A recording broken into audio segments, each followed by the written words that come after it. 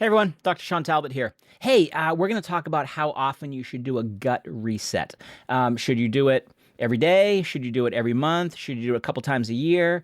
Resetting your gut, changing the level of the good bacteria and the bad bacteria in your microbiome, improving the integrity of your gut, improving your gut motility so food moves through at the appropriate speed for better digestion and better absorption and better nourishment are all really, really important things.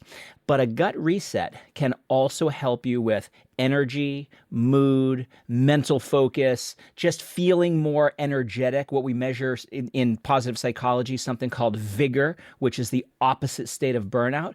All of these things emanate from the gut. The gut is actually the motherboard. The gut is the central regulator of so many metabolic and biochemical activities in our body that you don't have to just have digestive issues or feel bloated or feel constipated or have sort of gut issues to get benefits from a gut reset. So we're going to unpack all of that in this short video. Before we get into that, let's talk about what a gut reset is not. It is not a cleanse. It is not a detox. Whenever you hear somebody talking about those sorts of things, you should turn on your heel and you should go the other way because they're probably going to be spouting some nonsense. What a gut reset is, though, it's about resetting the bacteria, resetting the signals that the bacteria are sending, and resetting the integrity of the gut tissue itself. So we're going to talk about how you do that.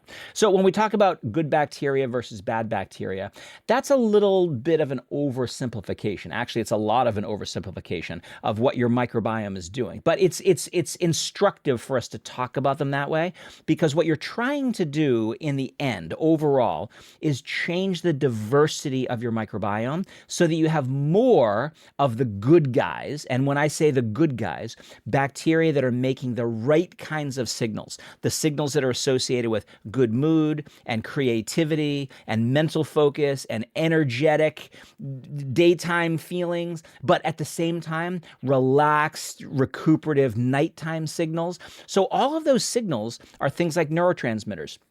Serotonin, 90% of which is made in your gut.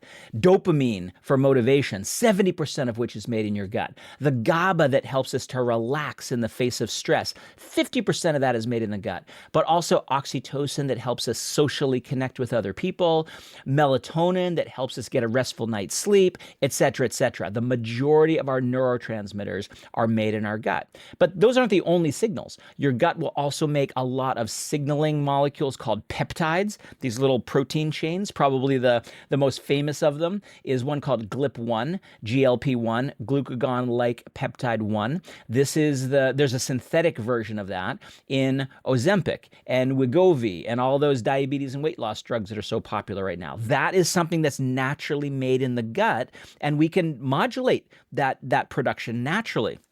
There are signaling molecules in the gut called short-chain fatty acids. So whenever we feed our gut fiber, that the bacteria in the gut will use that fiber as a source of fuel, as a source of nourishment, and it'll eat up that fiber. It'll ferment the fiber. A end product of that fermentation are short-chain fatty acids, which are nearly miraculous in what they do for our brain and protecting our neurons and helping our immune system and improving our gut integrity and helping with metabolic control in terms of blood sugar balance and things like that. So all of these signals that are made by the microbiome and specifically made by the quote-unquote good bacteria in our microbiome, those are all a good reason to do a gut reset. So you get more of those. At the same time, a proper gut reset will be limiting or lowering the amount of bad signals, right? So we're lessening the amount of bad bacteria. And those bad bacteria, we usually classify them that way because they're making adverse signals. They're making inflammatory cytokines, and you're leading yourself, if you have too many of these bad bacteria, you're leading yourself to be more inflamed and more irritable and more tense and more agitated and less likely to be able to be resilient during the day and be relaxed during the night. And so what ends up happening with that, if you don't have the right level of good bacteria and bad bacteria, your circadian rhythm might be off. And the experience that you'll be feeling is that you feel tired and and wired. You feel tired and sluggish and brain fog during the day. And then at night, you can't relax enough to get a good night's sleep. You feel a little bit tense and a little bit irritable and a little bit on edge. And as soon as your head hits the pillow, your head starts to go and you start ruminating about the stress of the day. And that interferes with your sleep. And that leads to further stress the next day. So your circadian rhythm, the ability to be energized in the day and relaxed at night versus tired during the day and wired at night, is very much related to what's happening in your gut, and especially at the level of your microbiome. So these are all some of the reasons that you want to do a reset. The way that my gut reset is different than a detox program or a cleanse program is that it's very focused, it's very specific, it's working on specific aspects of your microbiome and your gut-brain axis to change those signals in a positive direction. So sounds pretty good. But you don't have to do it every day. This is something where you might do a full reset every quarter or so, every 3 or 4 months. Some people like to do it based on the seasons. Some people will do a reset at the beginning of the year, New Year's resolution kind of thing, like let's get back on track. Some people will do it at the beginning of spring, again to, change of seasons, and let's get into shape, and we're going to be wearing shorts and bathing suits and things like that pretty soon. So, let's get our mental fitness and our physical fitness in line. Some people like to do it at the beginning of the fall when the kids go back to school, so during the summer, you're a little bit off your normal schedule. And then when the kids go back to school, you can get back into your normal routine. So, there's all sorts of times that you might want to do it. You might want to do it right before you go on vacation or right when you get back from vacation. You can choose sort of the cadence, but I usually like to recommend 3 to 4 times a year, you're doing a full reset. You might want to do it after a period of stress. You've just been through a job change. You've just been through a move of house. You've been through, and any big disruption in your life might be a good opportunity to do a gut reset. But it's not just about doing a reset. It's not just about that period of time. We know that we can change the microbiome in about 3 days. The microbiome and the gut in general are both very malleable tissues, right? Very modifiable. So within about 3 days, we can see changes in the microbiome. We can measure an increase in good bacteria. We can measure a reduction in bad bacteria. And really, it's the ratio between those two that is really, really important. You're never going to have 0 bad bacteria, but we want to make sure that the bad bacteria that we have are the less bad of the bad. And we want to make sure that they're in balance with the good, because actually some of those quote unquote bad bacteria might be making compounds that support the good bacteria. So like I said earlier, the separation of good and bad bacteria in the microbiome is a little bit of an oversimplification, right? So when we think of this reset in general, we're trying to reset that overall balance. So we can measure it as little as 3 days. We can make our reset go, months if we want to, but that makes it difficult to adhere to. It gets old after a while, and you might miss some of your favorite foods and things like that. So my gut reset is a 14-day program, and we actually have one coming up here pretty soon, where if you go to doctalbot.com, so doctalbott.com/reset, you're going to be able to get all the information there, how you can sign up for it. It's a step-by-step plan to rebalance and nourish your gut microbiome, but then also restore the balance of that tissue, that gut integrity. When we talk about the gut lining turns over really, really fast. These tissues, these enterocytes and colonocytes that make up this one cell layer thick layer of tissue is dynamic, and we can feed it the right nutrients. We can feed it the wrong nutrients and take it in the wrong direction, but we can feed it the right nutrients to make it a better barrier. So you've probably heard the term leaky gut before. That is a terminology that shows that your barrier of that tissue is less than satisfactory, right? So leaky gut means that you have some aspect of permeability at that at that layer that is excessive. So that excessive permeability instead of selective permeability, instead of having good barrier integrity, you have poor barrier integrity.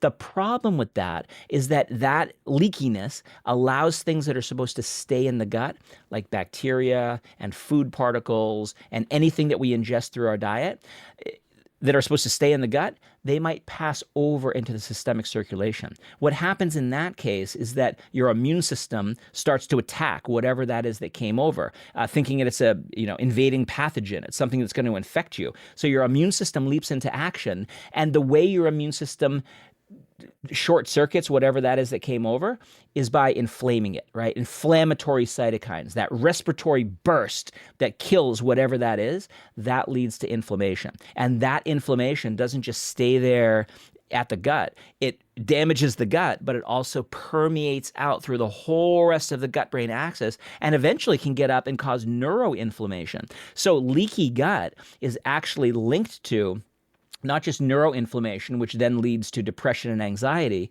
but it's also linked to disruptions in the immune system, autoimmune system problems, eczema, psoriasis, you name it. Any of the autoimmune system problems, rheumatoid arthritis, lupus, where your immune system now isn't just attacking whatever is leaking across, but now it's attacking you. So it might be attacking your joints, it might be attacking your thyroid, it might be attacking other aspects of your skin or some other tissue. You absolutely don't want to do that. So my reset program, 14-day reset, addresses leaky gut. It addresses the environment of your gut so that we're preferentially growing good guys and bad guys. It addresses the signaling qualities so that we're making less of those inflammatory cytokines and more of the short-chain fatty acids and the neurotransmitters that help us feel less bad, the inflammatory cytokines, and more good, the neurotransmitters and the peptides and the short-chain fatty acids. So, it's a whole plan. Go to doctalbot.com/reset, and you're going to get all the information to sign up for the 14-day gut reset challenge. But I want to leave you with a couple of tips. It's really important to understand that when you do a gut reset, it's not just about the reset, right? Lots of people will do a 14-day reset and then stop it, and they feel amazing. Their energy is back, and their mood is back, and their brain fog is gone, and everything is firing on all cylinders. And then they go back to their life, and that's great. And then they come back, and 3 months later they do another 14-day reset, and 3 or 4 months later they do another 14-day reset. But I'm going to give you a couple of tips. In between those 14-day periods, if you can keep on with some of the most important nutritional recommendations, you can make sure that the next reset is a little bit easier and the next one is a little bit easier. So you can think of it as you get better and step up to another plateau and another one and another, and you're getting better and better and better and better, because each subsequent reset, you're not cleaning up as much damage, so to speak. So in between those resets, what you're going to want to do is, first of all, reduce your intake of processed foods. If we look at what people are eating these days, right? You look at any industrialized country, and it's around 70% of our calories are coming from processed foods. The other 30% are coming from unprocessed or less processed foods. So some of those, of that 30% of unprocessed, about 50% are, fruits and vegetables and whole grains and things like that. And about 15% are animal products, chicken and beef and pork and fish and things like that. Different people have different, dietary preferences. There's some people who eat lots of vegetables. There's some people who eat lots and lots of meat. I don't particularly care which of the unprocessed foods you gravitate towards, but I definitely want you to gravitate away from 70% of your diet being processed foods, high sugar, low fiber, anything that comes out of a cellophane package and you're microwaving, that kind of stuff you need to get out of there, because what that is doing is it's damaging all the things that we're trying to fix with a 14-day reset. It's damaging your gut lining. It's damaging your microbiome diversity. It's changing the integrity of your gut. It's changing the environment of your gut. It's changing the motility of your gut. So sometimes your gut is moving too quickly diarrhea. Sometimes it's moving too slowly, constipation. But all of those processed foods are changing the signals that come out of your gut, your second brain, and go to your first brain. So the signals on a processed food diet are tension and irritability and brain fog and fatigue and depression and anxiety, and all those negative mood states are at epidemic levels right now because of our processed food diet. If we can get that stuff out and get more of the unprocessed or less processed food in, we're going to do a lot better. One of the reasons is that that less processed food is going to be higher in phytonutrients. It's going to be higher in fiber, and that fiber is going to be the nourishment, the primary fuel source for your microbiome to make the good signals, the neurotransmitters and the short chain fatty acids and all the things we talked about today. So you're lowering your intake of processed, you're increasing your intake of less processed, and so you're shrinking that 70% down to 60%, down to 50%, 40%, 30%. You're never going to get down to zero, and I don't want you to get down to zero. You know, food should be fun. Food should be enjoyment. So if some of that processed is chocolate chip cookie, or some of that process is birthday cake, or some of that process is, you know, a couple of slices of pizza on a Friday night. You know, I get it. I'm right there with you. Please enjoy that, but make sure that it's an occasional thing, not a constant habit sort of a thing. Okay, less processed, more whole. That more whole is automatically going to give you more fiber and more phytonutrients. If you can sneak in every once in a while, sneak in some fermented foods, that would be great. Fermented foods can help change the environment of your gut. It's a rich conglomeration of some probiotics and some prebiotics and some oligosaccharides and some short chain fatty acids and some acids, some lactic acid. That's why fermented foods taste a little bit sour. That helps to change the environment of the gut and cascades all in a positive direction. Good environment of the gut, good integrity of the gut, good diversity of the gut microbiome, good signals going across the gut-brain axis. You can see how this is like a biochemical dominoes game, and we're trying to take it out of a bad direction with processed foods into a good direction with these more whole foods. Last thing you can do, stay hydrated, manage your stress, and get your sleep. One of the things that is really noticeable on my 14-day gut reset program is that you're energized in the day, but then at the same time you are relaxed at night. We're helping to reset the circadian rhythm of the microbiome, and that circadian rhythm of the microbiome ends up being reflected into the entire organism. So what you'll find is that your gut works better, your cardiovascular system works better, your brain works better, your sleep-wake cycles work better, your appetite regulation is better, all because you did these very few simple,